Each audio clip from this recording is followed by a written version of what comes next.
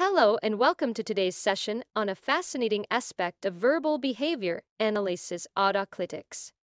Today we're going to explore the nuanced world of autoclitic behavior, breaking it down into four key categories: autoclitic mand, autoclitic tact, autoclitic intraverbal, and autoclitic echoics. Each of these plays a crucial role in how we communicate, adding layers of meaning, emphasis, and clarification to our verbal interactions. Through examples and interactive mock exams, we'll not only understand what these terms mean, but also see them in action. This knowledge is invaluable, whether you're a student of psychology, a professional in the field of applied behavior analysis, or simply someone intrigued by the complexities of human communication. So, let's dive in and discover the intricate ways in which our words work harder than we realize to convey our thoughts, feelings, and intentions. An autoclitic is a term used in behavior analysis, particularly in the work of B.F. Skinner, to describe a type of verbal behavior that modifies the form or meaning of other verbal behavior. Autoclitics are essentially comments about or qualifiers of the primary verbal behavior, providing additional context, emphasis, or clarification. They can modify the listener's response to the primary verbal statement by indicating the speaker's attitude, intent, or certainty about the statement. In Skinner's analysis of verbal behavior, autoclitics are part of the broader system of verbal operants, which also includes man's requests, Tact's labels or descriptions of the environment, Intraverbal's words used in response to other words, and Echoics' repetitions of sounds or words. Autoclitics play a crucial role in the complexity of human language, allowing speakers to convey nuanced information and listeners to interpret that information more accurately. An autoclitic mand modifies or qualifies a mand, a request, or demand. It often indicates the speaker's specific desire or need regarding the manner, quantity, or condition of what is being requested. Here is some examples. I would really like a large coffee, please. The primary mand is for a coffee, but the autoclitic, really like a large, specifies the desire for the size of the coffee and adds politeness. Could you quietly close the door? The primary mand is a request to close the door, with the autoclitic quietly specifying how the action should be carried out. I urgently need those reports by tomorrow. The primary mand is needing the reports, and the autoclitic urgently and by tomorrow specify the time frame and urgency of the request. An autoclitic tact modifies or qualifies a tact, a comment or description of the environment or an event. It provides additional information about the speaker's observations or descriptions, often relating to the properties or qualities of what is being described. Examples for autoclitic tact. The cake looks absolutely delicious. The primary tact is about the cake's appearance, with the autoclitic absolutely delicious providing a subjective evaluation. It sounds like it's going to rain soon. The primary tact is the observation of sound, with the autoclitic like it's going to rain soon, offering a prediction or interpretation based on that sound. That movie was incredibly boring. The primary tact involves describing the movie, and the autoclitic incredibly boring conveys the speaker's personal opinion or evaluation. Autoclitic intraverbal. In the context of intraverbals, an autoclitic intraverbal is a verbal response that modifies or refers to other verbal behavior in a conversation or dialogue, often based on the speaker's own statements or those of others. Examples for autoclitic intraverbal. Clarification autoclitic. When asked about a recent event, someone might say, I went to the park yesterday, I mean 2 days ago. In this case, I mean is an autoclitic that modifies the original statement for clarification. Emphasis autoclitic. During a discussion, a person might state, "I really loved that movie. In fact, it's my all-time favorite." The phrase, "in fact," serves as an autoclitic that adds emphasis to the speaker's preference, enhancing the original intraverbal about liking the movie. Contrast autoclitic. In a conversation, one might say, "I thought the exam was easy, but actually, the last question was quite hard." Here, "but actually," is an autoclitic that introduces a contrast to the initial statement, providing a more nuanced view of the speaker's opinion on the exam's difficulty.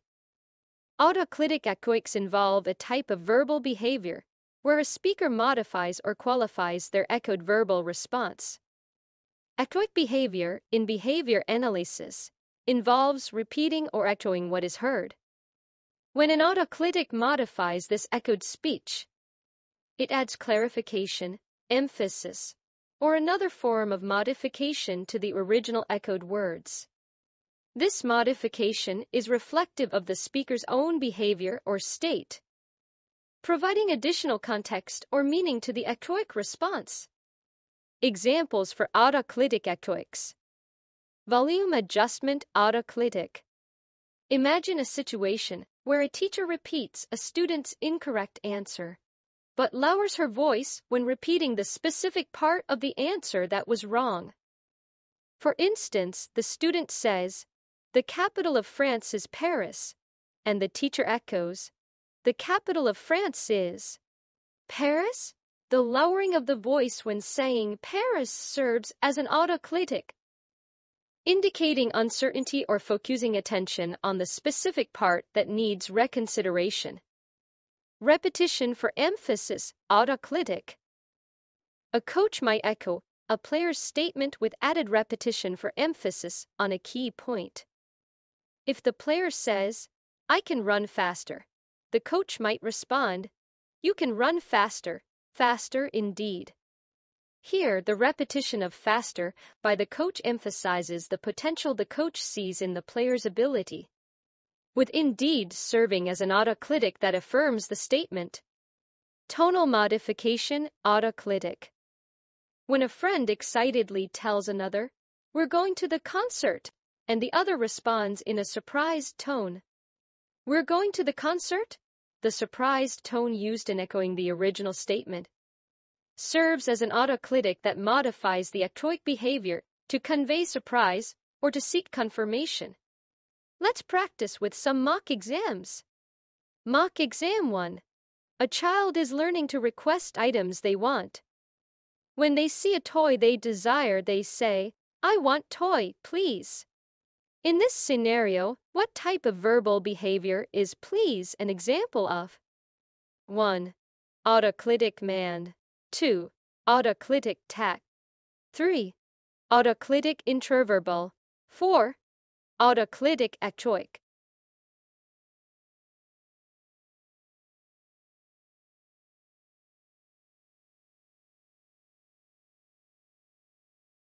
Correct answer is 1. Autoclitic man. The word "please" modifies the request, "I want toy," making it more polite. This modification to the mand request makes "please" an autoclitic mand. It's an autoclitic because it modifies the form of the mand without changing its function, which is to request. Why other choices are wrong. Autoclitic tact would involve modifying a descriptive statement about the environment, not a request. Autoclitic intraverbal involves modifications within a conversational or verbal exchange that's not directly related to mands or tacts. Autoclitic echoic involves modifications to echoed speech, which is not applicable here as the child is not echoing but requesting. Mock exam 2. During a lesson on animals, a student says, "A lion, which is really big, roars loudly." The phrase, "which is really big," serves to modify the description of the lion. This modification is an example of 1. Autoclitic mand. 2. Autoclitic tact. 3. Autoclitic intraverbal. 4. Autoclitic echoic.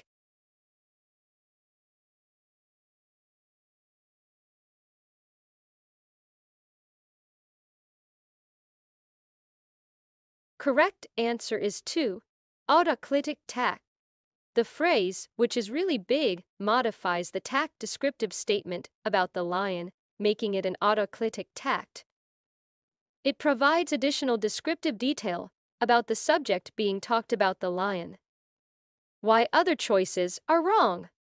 Autoclitic man would be involved in modifying a request, which is not the case here.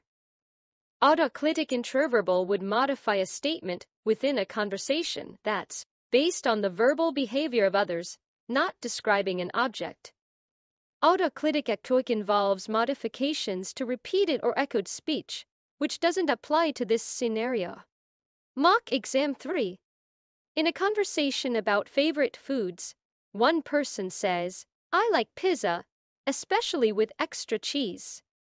The phrase, "especially with extra cheese," modifies the original statement.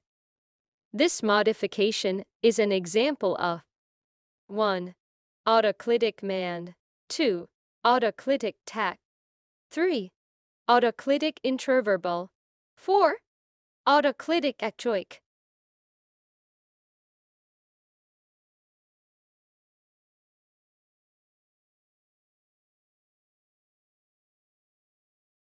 Correct answer is 3. Autoclitic intraverbal. Especially with extra cheese, modifies the initial statement within the conversation, making it an autoclitic intraverbal. It adds specificity and preference to the initial verbal behavior about liking pizza, which is part of an ongoing conversation. Why other choices are wrong. Autoclitic man and tact are not involved, as the modification isn't part of a request or a direct description of an environmental event. Autoclitic echoic would involve modifications to echoed or repeated speech. Not applicable in this conversational context. Mock exam 4. When repeating a complex instruction given by their teacher, a student says the instruction aloud slowly and with emphasis on certain words to ensure understanding. This modification of the repeated instruction is an example of 1. Autoclitic man. 2. Autoclitic tact. 3. Autoclitic intraverbal. 4. Autoclitic echoic.